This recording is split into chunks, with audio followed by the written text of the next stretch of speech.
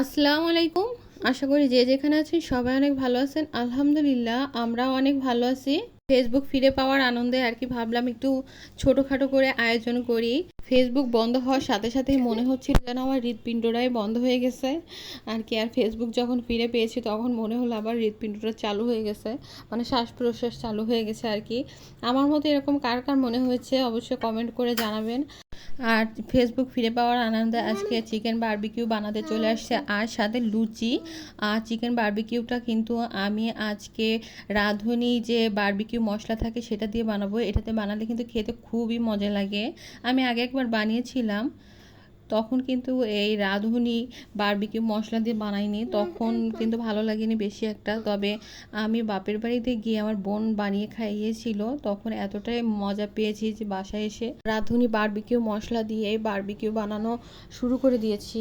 আর এই যে লুচি বানানোর জন্য ডোটা রেডি করে নিচ্ছি। এখানে 3 কাপ পরিমাণ ময়দা নিয়েছি, আর সামান্য লবণ, চিনি আর হচ্ছে তেল দিয়ে ভালো করে হাত দিয়ে মেখে নিয়েছি। তারপর একটু একটু কুসুম গরম পানি দিয়ে ডোটা তৈরি করে নিচ্ছি। এভাবে নিয়ে 30 থেকে 40 মিনিট বা 2-3 ঘন্টা হাতে টাইম থাকতে রেখে দিলে ডোটা কিন্তু অনেক নরম হয়ে যায়, তখন বানানোটা কিন্তু অনেকটাই সুবিধা হয়, মানে কষ্ট কম হয় আর কি। আর এরপর একটু তেল মেখে আমি যে রেস্টে রেখে দিচ্ছি। আর এদিকে এই যে বারবিকিউ ভাজার জন্য ফ্রাই প্যান বসিয়ে দিয়েছি, আর এতে সামান্য পরিমাণ সরিষার তেল দিয়ে দিয়েছি। আর এরপর মুরগির মাংসের টুকরাগুলো এর মধ্যে দিয়ে ভালো করে ভেজে নিব। হ্যাঁ, এটা কিন্তু অবশ্যই মিডিয়াম আঁচে করতে হবে। ফুল স্পিডে করলে কিন্তু এটা পুড়ে যাবে, ভিতরে সিদ্ধ হবে না, খেতে কিন্তু একদমই ভালো লাগবে না। আর এই যে 5 মিনিট জাল করে নেওয়ার পর আমি মাংসগুলোকে উল্টে দিচ্ছি, দিয়ে আবারও ঢেকে ভালো করে ভেজে নিব। আর ফেসবুককে ফিরে পাওয়ার আনন্দে এতটাই খুশি লাগতেছে যে মনে হচ্ছে ঈদ শুরু হয়ে গেছে আমাদের কাছে। আসলে আপনাদের কাছে কি এমন মনে হয়েছে অবশ্যই কমেন্ট করে জানাবেন। আর হ্যাঁ, আমি কিন্তু এখানে মুরগির মাংসকে একটু ছোট ছোট টুকরা করে নিয়েছি যাতে করে তাড়াতাড়ি সিদ্ধ হয়ে যায়।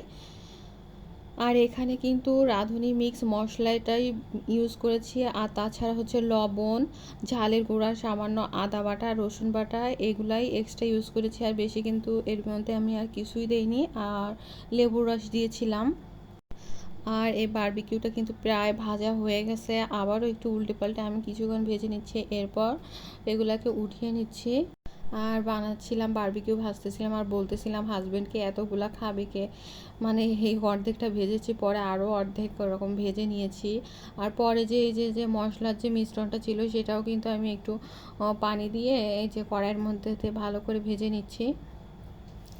আর এটা দিয়ে কিন্তু লুচিগুলো খেতে কিন্তু অনেক মজা লাগে। আমার কাছে তো বারবিকিউ লুচি খেতেই বেশি ভালো লাগে পরোটা বা নান থেকে। আর এরপর আমি যে লুচিগুলো ভেজে নিচ্ছি, লুচিগুলো আমি একটু বেশি বড় বড় করে বেলেছি, যেহেতু আমি বারবিকিউ দিয়ে খাবো এর জন্য, চিকেন বারবিকিউ দিয়ে খাবো এর জন্য একটু বেশি বেশি বড় করে বেলে নিয়েছি।